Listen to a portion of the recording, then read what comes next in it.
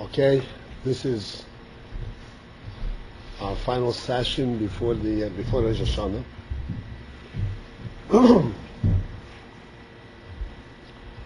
And since we always base our talk on the Parsha of the week, we'll do the same thing now. This is an extremely unique Parsha. It's Parsha's Haazinu, as you know.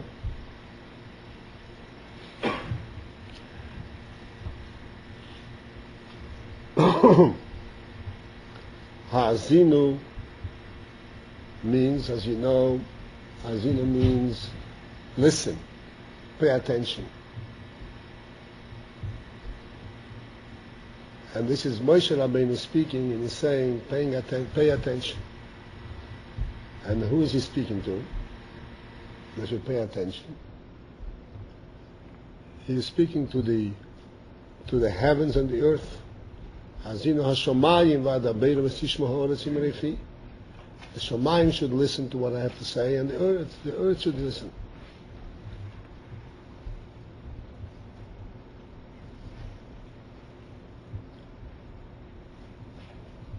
The clear implication in this is Moshe Rabbeinu is not talking to Shomayim and Oretz. He's not instructing the heavens and the earth. He's talking to the Jewish people.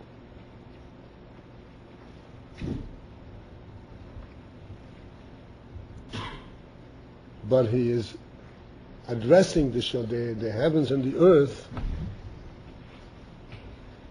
while talking to the Jewish people. Because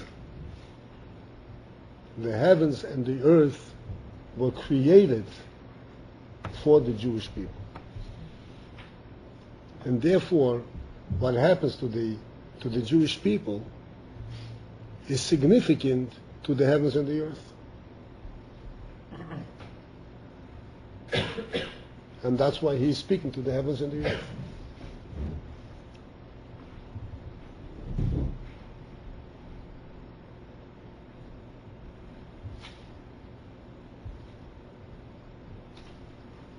Surely you learned the beginning of the Parsha, where Moshe Rabbeinu is saying to the heavens and the earth that they should listen what he is describing and teaching the Jewish people. Where he says, right in the beginning, he says that this principle that I'm implying, that the heavens and the earth are all created for the sake of the Jewish people, we can actually see from the history of the world.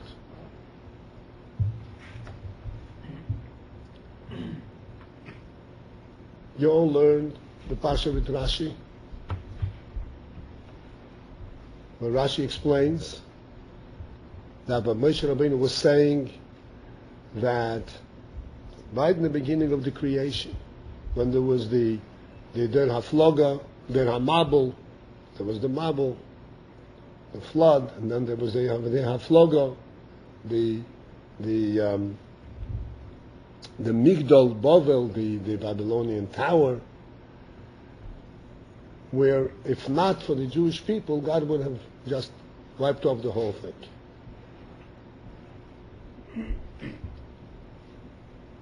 The reason that he secured the world is because there was a Jewish seed hidden someplace over there. And because of that, he let it continue. He secured it.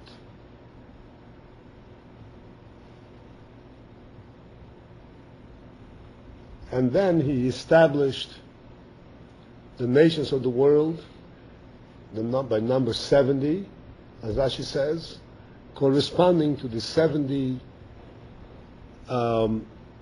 members of Yaakov's household, which represent the core, the basic core of the Jewish people that built the Jewish people afterwards in in Mitzrayim.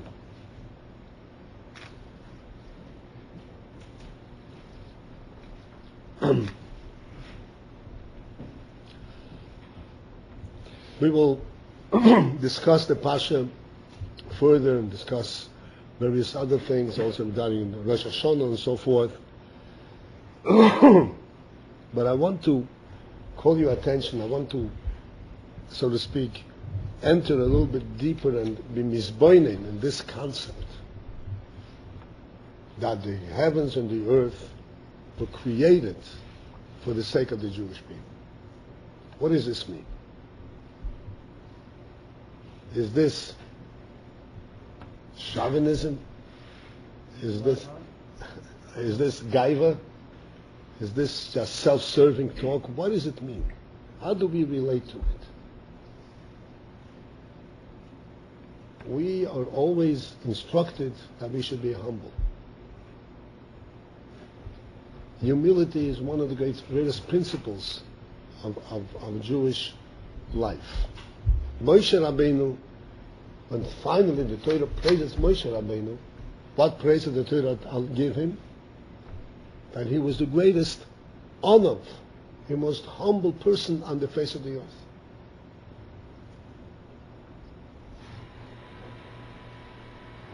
And then we turn around and we say, you know, the whole world was created because of this little nation. That relative to the rest of the world is really a speck at all times.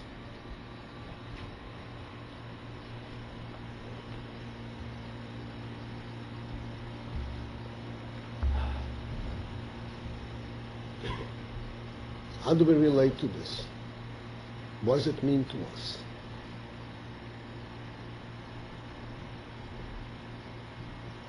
It means that we recognize clearly, without doubt, without any ambiguity, that the world is not a purposeless and aimless existence.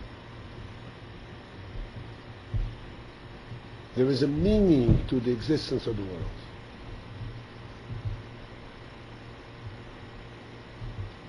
Like I pointed out many times in these talks, that the world existed in all its glory, in all its natural beauty, before Adam Rishon was created.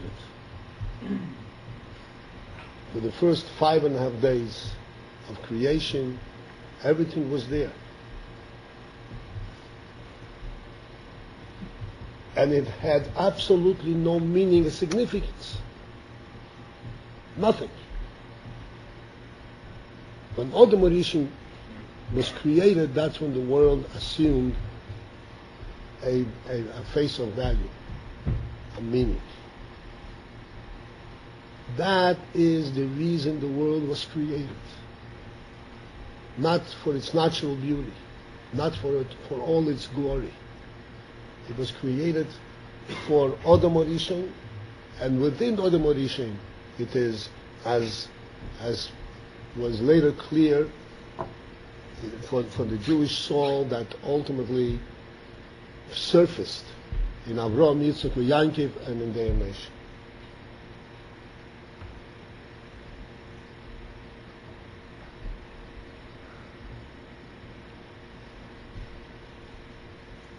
I was once, I don't remember if I ever related to you this experience that I had. I'm sure I did, but maybe now the whole crew changed since then. Years ago, we took our family, children, to Museum of Natural History. Manhattan is a Museum of Natural History.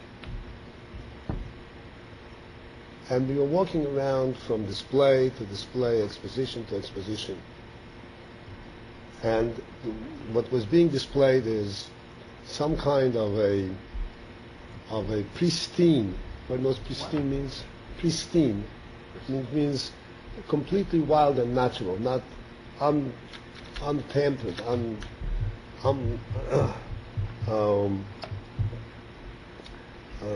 cultivated, not affected by any external effort, any human effort. And they were displaying this and saying, the caption, almost invariably, at every window, this is what the world was like before the humans came. From one display to the other, to the next. In one display they show a couple of the ugliest beasts you would ever going to see, eating each other up. And again, these animals existed and they lived their happy lives, eating each other alive, until the humans came. And you go from display to display to display, and you say to yourself, the Beina Shalom, the biggest curse that ever came to this world is the humans.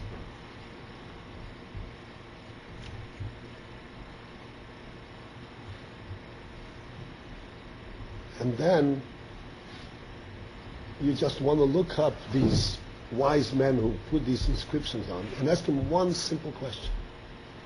Tell me, what is the world worth without the humans? What is it? What does it stand for? What does it represent?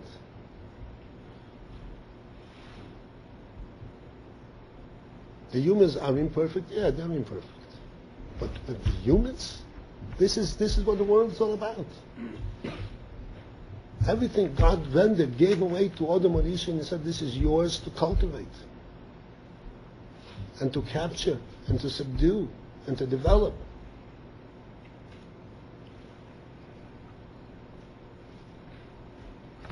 So this is in principle on a general scale, but we, Yidden, especially us here in the yeshiva, have to recognize what our place in the world is. We sometimes go out in the world and we see all kinds of development. You went to the oil, they probably passed the airport and then see a huge development. You go to Manhattan, skyrisers and all that. Don't be humbled in front of that. This is all to serve the Jewish people. This is all to enable you to learn, enable you to do Torah mitzvahs, and to bring inspiration and life into the world. That's what it's all about. If not for that, there is nothing there. It's worthless.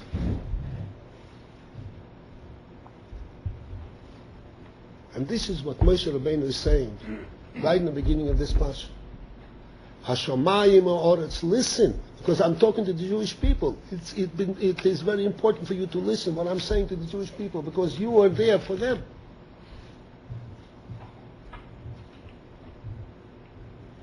And look at how the world history, you will see. It's borne out.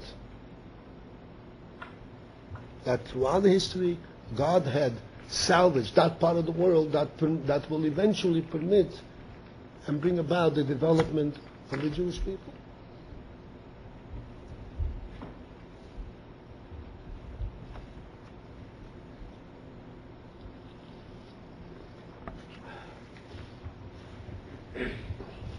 Because the Jewish people, it says further, because they were the only ones who were ready to accept the Torah of all the nations of the world, because they extended themselves. They were ready to accept Hashem's Torah. They were ready to walk out into the desert, following Moshe, following Hashem. And that is the people for which the world was created. Because ultimately, the world, with all its natural resources and natural grace and beauty, is totally worthless if not for the godly spark and the godly cognizance and recognition that the Jewish people represent and bring. But this all the idea, it brings, I think, in Hayom Yom, brings this idea that like a stone in the ground, like has been waiting for like so long for a Jew to step on it. When it steps on it and it's not doing mitzvahs, it yells that like this stone realizes it has no purpose until a Jew finds himself on the stone and he's doing the will of the Eibishter. Right. Right.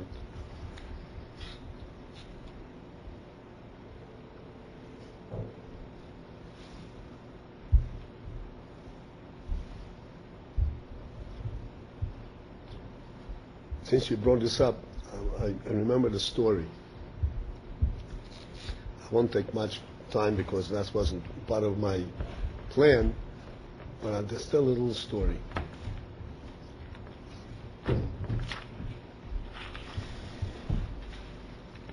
The story is with the Baal Shem Tov.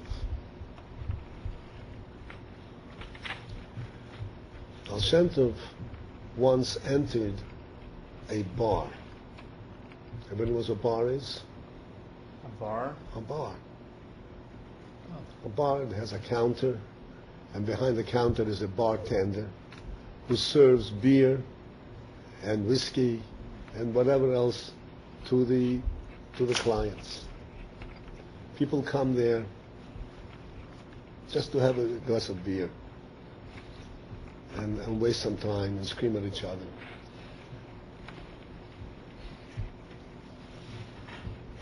The Baal Shem Tov sat down in the bar. He was waiting for something.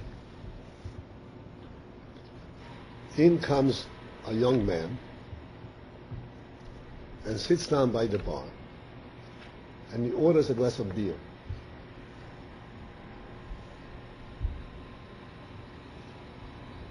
And he gets a glass of beer. He picks up the glass of beer and in one gulp downs it. He was obviously an expert. It wasn't the first glass of beer he ever drank. He downs it. Baal Shem Tov walks up to him. He taps him on the shoulder. And he says, in German, I want to tell you a story.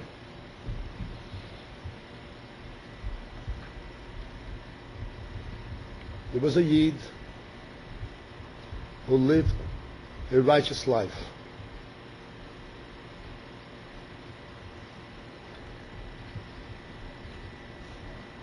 When he passed away, he came in front of the Beis Din Shel Maila, on the heavenly court, and they found no fault with his soul, except for one thing. He was not duly diligent. Everybody knows what these words, please stop me if you don't understand. He was not fully diligent, fully careful with bracha, with making a bracha before he ate. Otherwise he was a yid who did the right thing.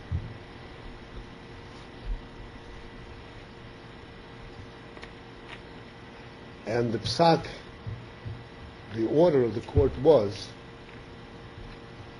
that his neshama should descend back into the world, but not in a human being. Should descend back in a kernel of wheat. This kernel of wheat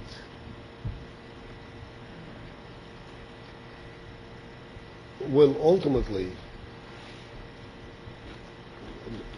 wind up in a Jewish hand, and the Jew will make a bracha by eating it, and this will give this neshama its purification, and will be able to go into the name.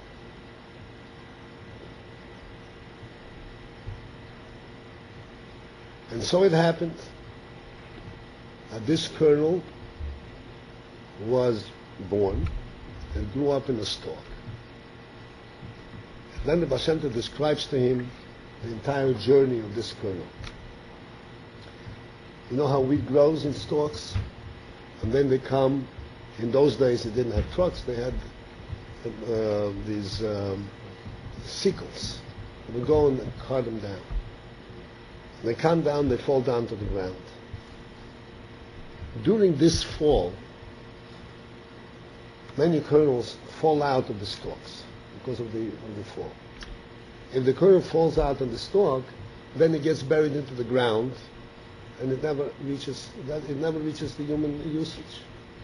So this kernel is waiting to be harvested, and is holding on for dear life, so that it holds on to the stalk. It shouldn't fall out.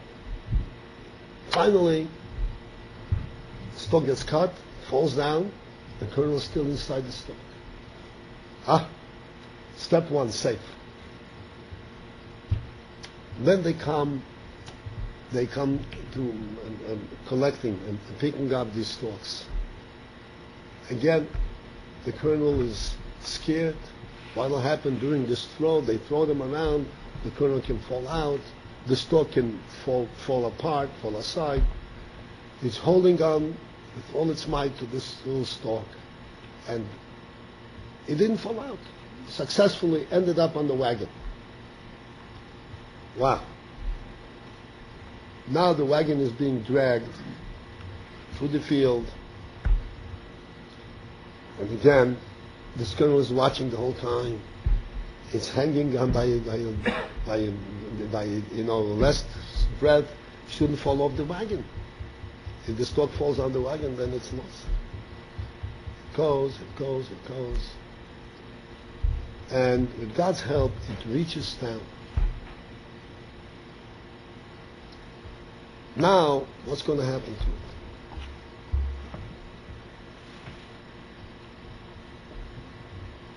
So this wagon of wheat was set in the market, and who buys it? A goy buys it. So the kernel becomes all upset. What's going to happen to me now? I'm finished. I'll have to go through the whole cycle over again. So a goy buys it, and this goy is not the final user of it. He's like a wholesaler, and finally he sells it to a brewery, to a beer maker. The kernel is all upset. Beer, what's going to happen? First of all, it should get into the beer. Again, it can fall out. Then finally it gets into the beer. It's part of the beer. What's going to happen to me? Anyway, it's there in the beer, and it's waiting for its fate. What's going to be to me? What's going to happen? It gets bottled or whatever, put into a into a barrel, into a cake, and it's being shipped. Finally, it's being shipped to a bar. Again, its hopes are very little, very small. Doesn't know what's going to happen. It's standing there on the shelf, waiting for the next step. In walks a Jew, and the girl sees this Jew, says, who knows, maybe I'll end up in this glass. Wouldn't that be wonderful? And you know something? The Jew orders beer. And you know something? This girl ends up in his glass of beer. And the girl is waiting for it. Okay, that's my moment.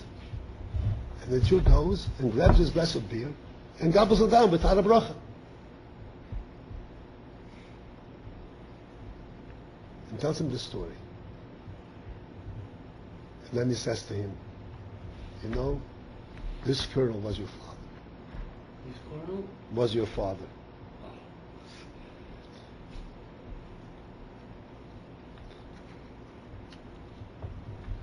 So, the whole world is really in our hands.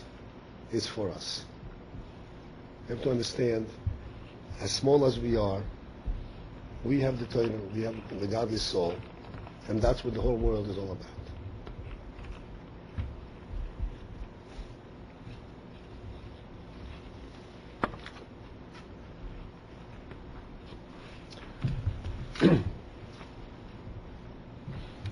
Coming back to our Pasha Haazinu.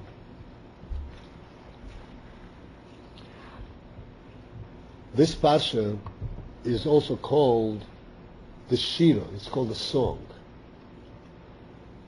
In the previous Pasha, it's referred to the Shira. Moshe said, "Come together, and I'll relate and I'll recite to you this song."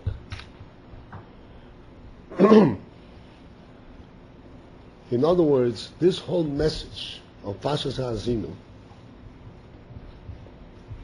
is presented in the form of a song.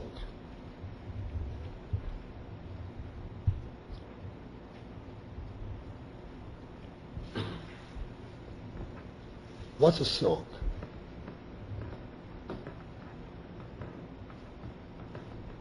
A song, we always relate, we think of a song in terms of, expressing happiness, joy. We also know that there are songs, there are serious songs, introspective songs.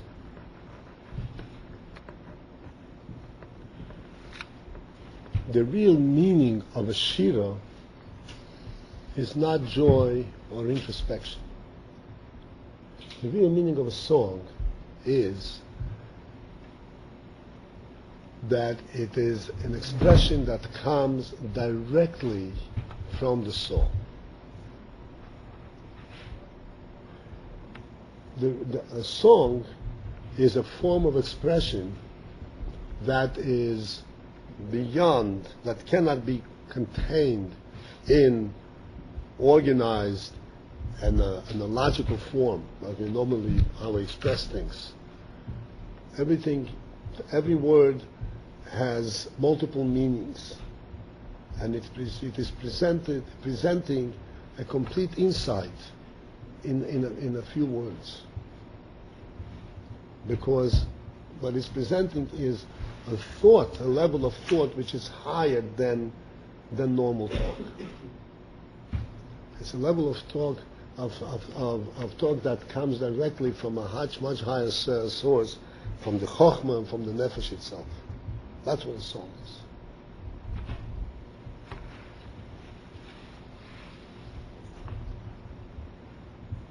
In this Pasha, if you look closely, you will notice, you're not finished yet with the Pasha, but as you go through, you will see there are actually 3 periods that the Pasha talks about. The first period is what we mentioned already, the period of creation, period of Yetzias Mitzrayim, and Matan Torah, essentially describing how the Jewish people accepted Hashem and how they followed Hashem. The middle period, the middle part of the Pasha, a significant section, talks about all kinds of negative things. How the Jewish people strayed, made their errors, went in the wrong way, followed other faiths, other false deities, false powers, and as a result of that, they suffered punishment, they suffered infliction, they were thrown out of their land, and Hashem actually took a disliking to them, a whole description. Until finally there is the end, the last period, the last phase of the Pasha, ultimately comes reassuringly back and says, regardless of whatever can possibly happen, whatever happens, they will ultimately be cured, will ultimately return, ultimately be reestablished, rehabilitated, and they will ultimately have the final redemption with Mashiach. That's essentially the Pasha.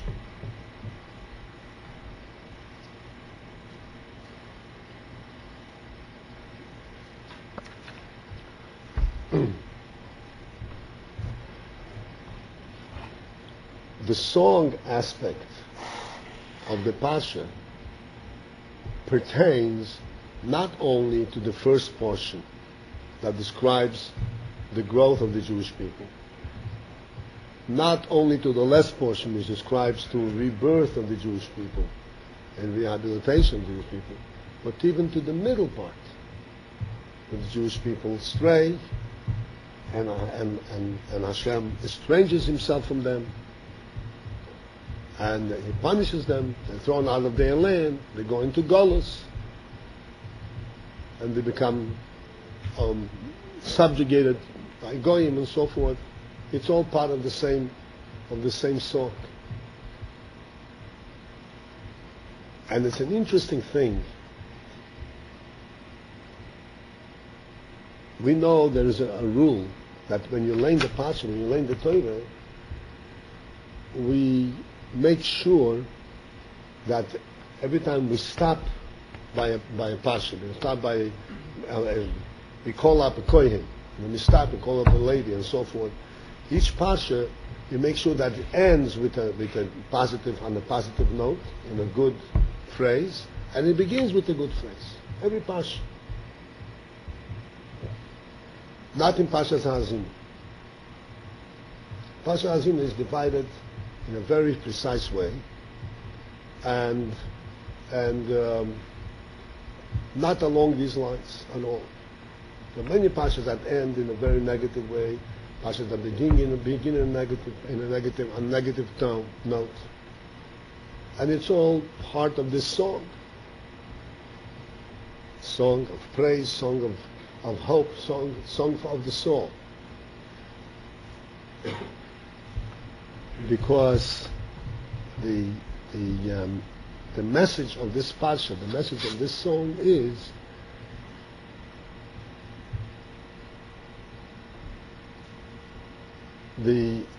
essentially the eternity of the Jewish people, the centrality, the central meaning and purpose of the Jewish people, and the reason that the Jewish people are not permitted to stray off the path, are not allowed to go and get lost in the nations, is because of their special status, because of who they are.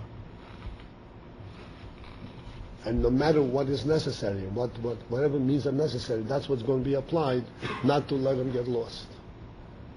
And therefore, the very punishment themselves are part of the song, because the punishment themselves are indicative and bring out the central theme of what the Jewish people are.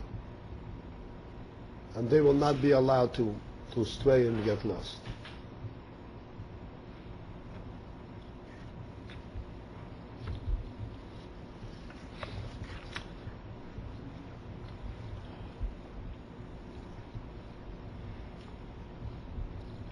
Pashas Haazinu is most of the time read in the Shabbos between Rosh Hashanah and Yom Kippur. Like this year. Not every time, but most of the time. This Shabbos between Rosh Hashanah and Yom Kippur is called Shabbos Tshuva.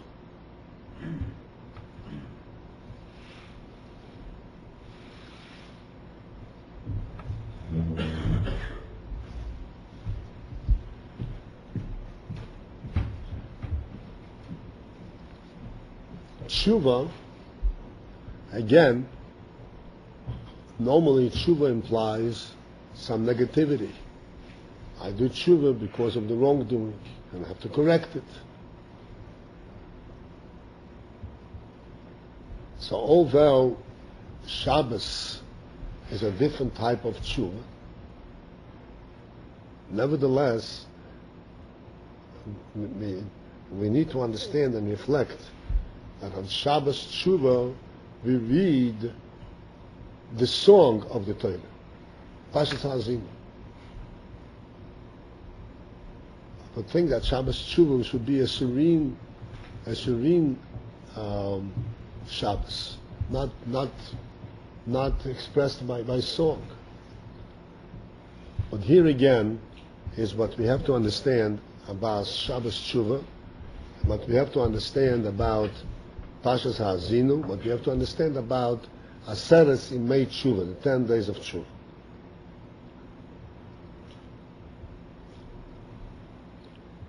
The Aseres Imei Tshuva are of a different caliber, and the tshuva of these days is of a different kind than tshuva that is being normally referred to as tshuva.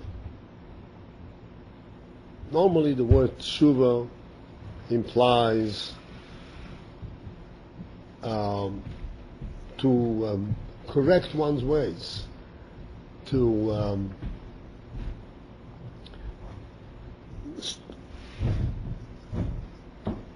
turn back from a wrong path to a right path. That's means tshuva. To better one's actions. This is what's called, and normally it's called tshuva tato, the lower level of tshuva.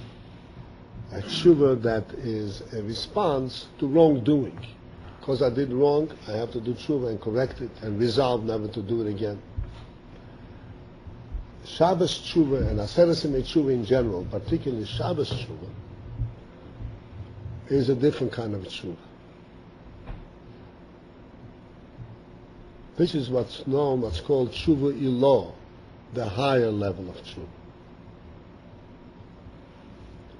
And I want to briefly discuss this so that we have a clearer and more meaningful understanding of the Aseres Imei Tshuva that we are coming to. First, we have to reflect on the general principle of tshuva. We have to understand that even in wrongdoing, the real significance of wrongdoing is not the fact that this is something which is offensive to the person and which lowered the stature of the person. Wrongdoing, the whole principle, the whole concept that such a thing as wrongdoing exists is only because there is a God in the world. If the world were without purpose, and in a godless world there's no wrongdoing. You do whatever you want. The whole concept of wrongdoing exists only because we recognize that there is a right way and a wrong way. And the reason there is a right way and a wrong way is because the world has a creator, has a purpose, has a meaning. Otherwise, what's right and what's wrong? So that's the principle of tshuva in general. To correct one's wrongs, recognizing that it was wrong to do this because God doesn't want me to do this, no matter what it is.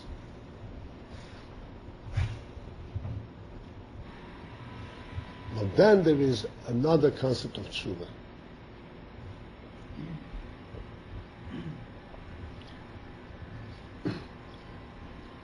In this sense,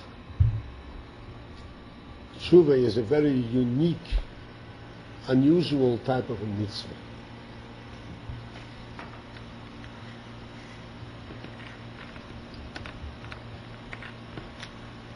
In every mitzvah, there are two parts. There is the part of the mitzvah that I'm doing, and the kavanah, the intent of why I'm doing it. Like, I put on film, and this is what putting on film means, and I'm saying it because it's a mitzvah in the Torah to put on film, and these are the kavanas, these are the meanings and the intents, the reasons for this mitzvah. The same thing, Shabbos, Yom Tov, every mitzvah has two parts. It has the action of the mitzvah, and then there is how this mitzvah relates to Hashem, relates to God. In Tshuva, there aren't two parts. In this Tshuva, in this level of Tshuva, there aren't two parts. The whole principle of Tshuva means to recognize the godly presence and to return back to the roots, return back to that recognition. To recognize, like we spoke before, what is the world? The world doesn't exist but for the fact that Hashem is present in the world. This is the whole meaning of the world. So this level of tshuva that we are talking about in Aseres Yemei Tshuva, this is not, so to speak, a personal tshuva, correcting my personal wrongdoings. This is an overall turn, an overall recognition of the reality and truth of my life and the world. To understand, to recognize the godly presence. In other words, there is no the action. I said two things, the action and its intent. There's only the intent, that's the whole thing. That's what the tshuva is. That's why Rosh Hashanah, one of the principal activities of Rosh Hashanah, it says that Rosh Hashanah, we don't even spend time in learning. Learning Torah is the biggest thing? No. Rosh Hashanah is a time to say Tehillim. What's saying Tehillim? Saying Tehillim means to relate directly to Hashem and say the words of praise. Because in Rosh Hashanah, we recognize only one presence. And that is our avodah Rosh Hashanah.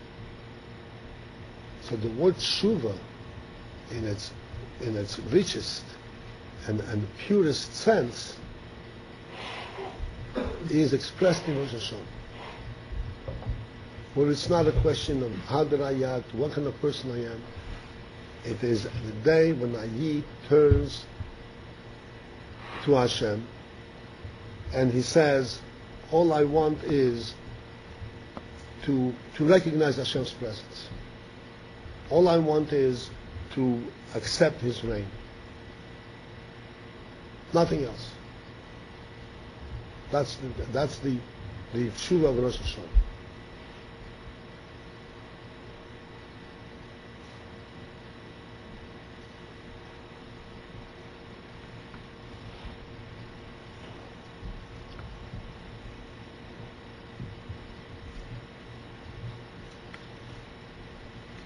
This is where we could see how Pashas Haazinu relates to the Shabbos tshuva.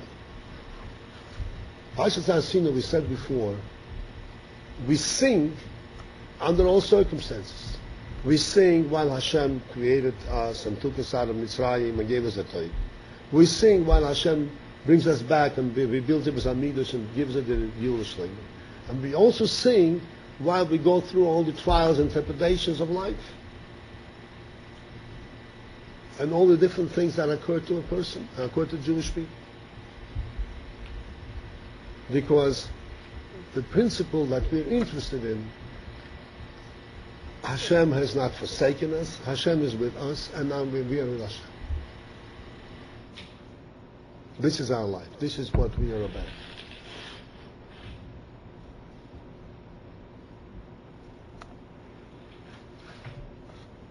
This is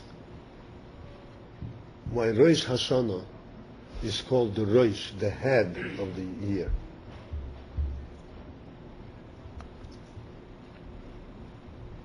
I'm assuming that you were explained it's called the head of the year rather than the beginning of the year. Why is it called the head of the year? It should be called the beginning of the year. Yeah, the year ended, now the beginning of the year. New Year's. Yeah? No, it's called the head of the year. What is the meaning of a head of the year? The head in a person is perhaps, one small part of the person's structure. But the head contains the neshama. The head contains the human quality. The head contains what the human being stands for. Where does he get his inspiration for life? That's what the head is. The head is the source of all life. The heart only disseminates the life. It pumps it through the blood. But who gives the life itself? That's the head. The spark of life is in the head.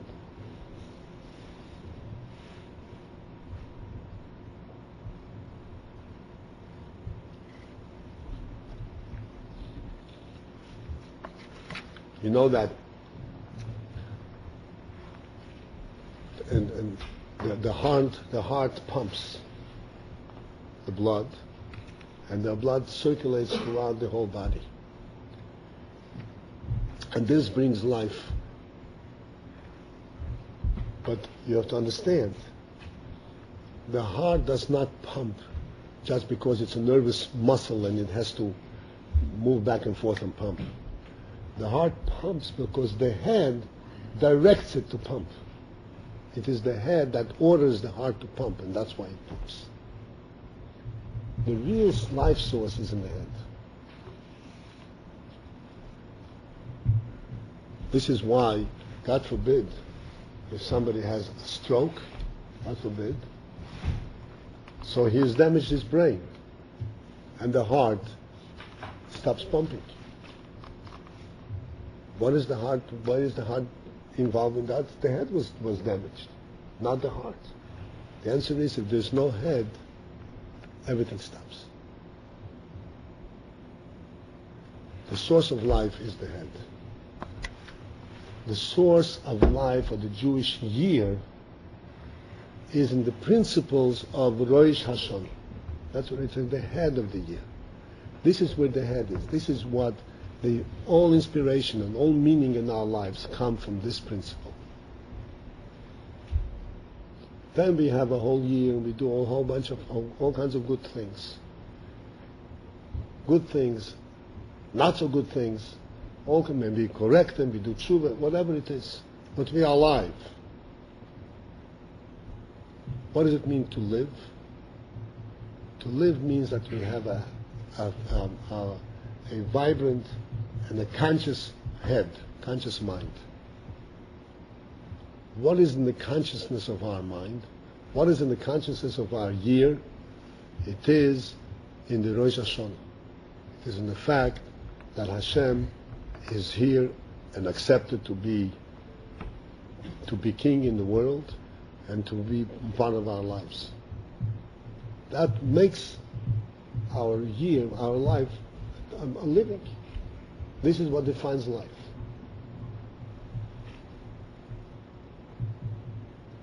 And this is why, we can understand the principle that we read Pashas Haazinu, and I pointed out before, song means that it comes directly from the soul. Because this principle, to understand and to recognize that the most important thing that I have, beyond everything else, the starting point of everything, is the principle that I'm alive. And the principle that my life, alive means spiritually alive. And that life is worth living. This is what Rosh Hashanah is about.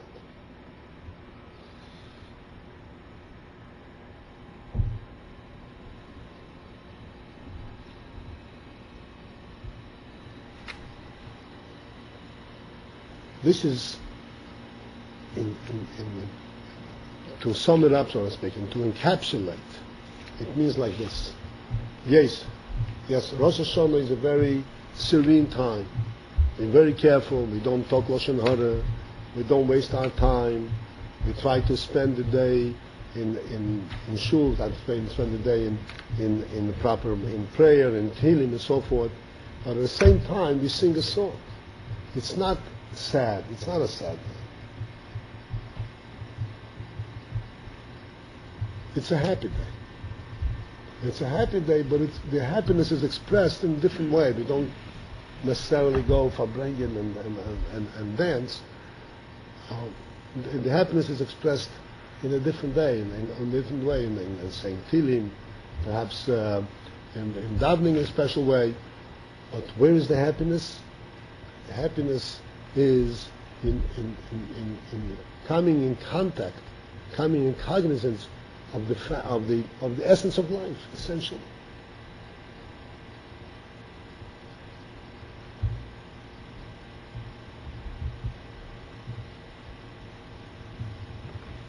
When a person, God forbid, is missing air, the air is stale, or he can't catch his breath, then all of a sudden, fresh air comes up, and he catches his breath. There is no greater joy than that experience. It's not a joy that's expressed in violent song. It's an internal deep joy. What does the joy say? My life has come back. I experienced life. The experience of true life is the greatest joy. This is what Rosh Hashanah is. Because our experience of life means to experience, to recognize that the true life. That our life is not just passing by and eating breakfast, lunch, and supper, and so forth. We have a real sense of life, to the extent the life for which the world, the heavens, and the earth were created. With Hashem's help, we will all have a freilich in Rosh Hashanah and a true, profound Rosh Hashanah, a real experience, a real recognition of what the head is supposed to be, what the head of the year is, and come out with great strength, great encouragement, great enthusiasm for life, and have, mitzvah Shem, a good, successful, bright, and sweet year.